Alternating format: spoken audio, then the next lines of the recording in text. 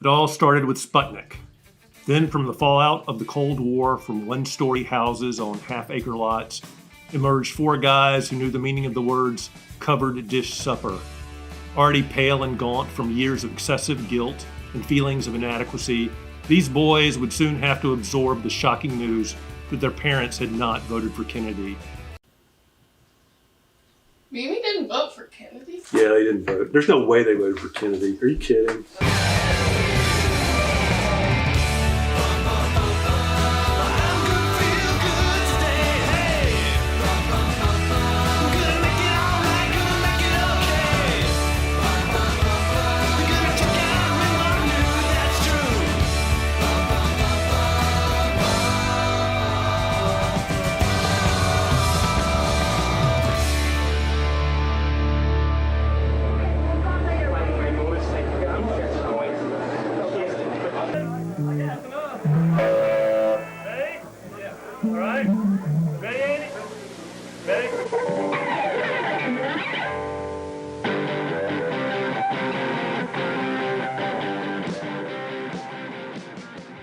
We started playing in JD's bedroom when we were 16.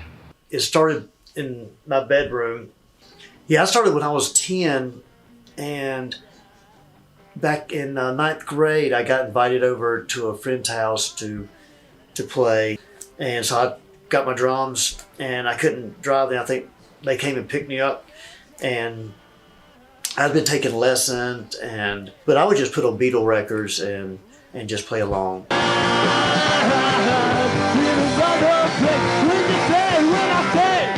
I practiced guitar all the time.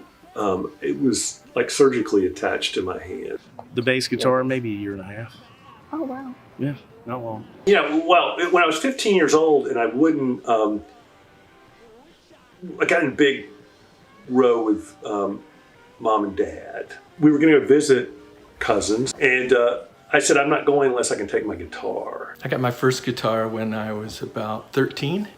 Got it for Christmas. My dad was very excited about it, but I don't think he really thought it all the way through, because I'm learning to play an instrument that's amplified. Mostly what I remember is him yelling, "Turn it down!" I was in the math school at first, and then I was in engineering school. Started taking some classes in philosophy and realized it wasn't really smart enough for that. Then I took some English classes. I thought, maybe I'll be an English teacher. I was really something humanities. When we started doing pretty well as 21-year-olds playing in a rock band that started to have somewhat of a little bit of a following locally, I just decided that I was kind of burned out on differential equations and physics, and I took a little break, and I unfortunately never went back. Good evening, ladies and gentlemen, and welcome to the Fallout Shelter. The members of Johnny Quest, in association with the Fallout Shelter, present a kind of fun night where a lot of bands play. And this is the world premiere of the brand new band, Satellite Boyfriend. The first show we played was a show at a place called the Fallout Shelter in Raleigh, downtown Raleigh. But yeah, I totally remember it. I think we played 3 songs, and everybody played 3 songs. Johnny Quest played a whole set, but they were the big guys. They were the big men on campus. It was great. I think we were pretty nervous, but par for the course. The first song we played, like one of the first chords we played, Sam's guitar, one of his guitar strings broke. That probably was an indication of how things might go for the band. I do not remember exactly the first show. I just remember that it was so seamless because me and Phil and Andy had been playing together already. So, whatever we did or wherever we went to play, we already had this common bond. And Sam fit right in with it and jumped right in and was really great. Did anything go? No, we were a hit.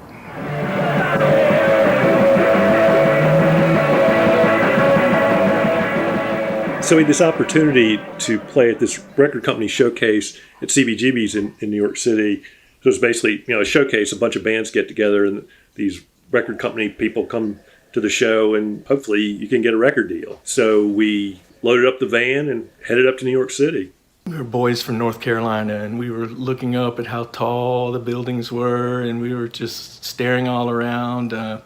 People knew we were not from around there. We pulled up in front of CBGB's because we were going to be one of the first bands. If you're an indie band and you wanted to play at like Carnegie, the Carnegie Hall equivalent would be CBGB's. CBGB's is where the Ramones, Talking Heads, Blondie, all those bands started playing in the Bowery in New York City in the mid-'70s. It's a rock club, a really nasty, trashy rock club. So we drove by CBGB's at about 2 or 3 o'clock, and I saw the Meat Puppets in front of CBGB's. I was like, it's freaking Meat Puppets, who were one of my favorite bands still to this day. And I was like, why are the Meat Puppets in town? And of course, way before cell phones.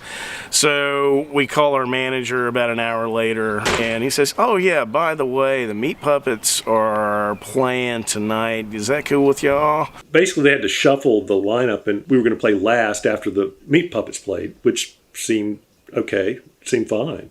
Anyway, so we go there, and it's packed. And the Meat Puppets were incredible. And so the Meat Puppets stopped playing. And that's our time to get on stage. People are flooding out of the exits. I mean, it's just like a stream of people. And we're up on stage maniacally trying to set up our equipment as fast as we can. And we're just rushing around. We finally get everything set up.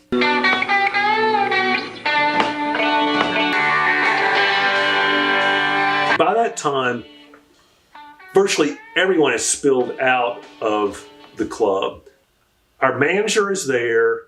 Someone from a record company who I don't think was a decision maker. It's not like she was someone who was like, checking us out. And then there was the staff. So what we understood was that the last band, people don't usually stick around for. You might as well not even play because there's not going to be anyone there. It was kind of our last ditch effort to make a go of it. We've been doing it for 5 years, and that was kind of the nail in the coffin.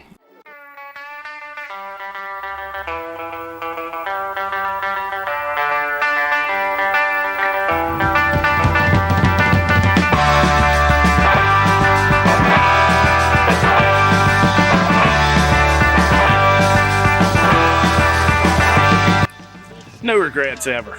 No regrets. None. I can't imagine not having that experience. When you're writing with a group of guys, the main thing is you all put your part in. That's what makes why some folks can play together and why some can't.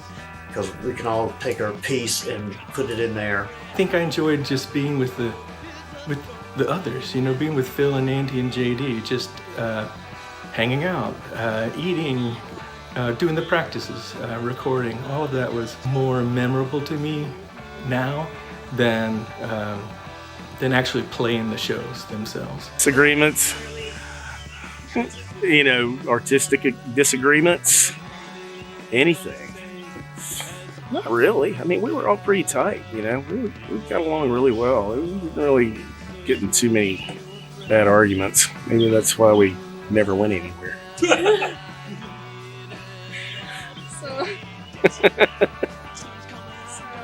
Nobody had a strong enough opinion. Everybody was scared to, lose a friend. Sam said, he'll deny that he ever said this, but he'd be like, do you think we're gonna really be famous? And I'd be like, oh yeah. And there was a Whitney Houston song on the radio, and Sam was like, well, do you think we'll meet like Whitney Houston? I was like, yeah. Yeah, we'll meet Whitney Houston. And then he would go down the lineup of people, Warren Beatty. No, I don't think we meet Warren Beatty. No, I don't know what we have any reason to meet him. What about Paul McCartney? Oh, maybe. Yeah. Sam would ask each person, and I would go down the list. But there was no question in our minds that we were going to kind of make a big splash.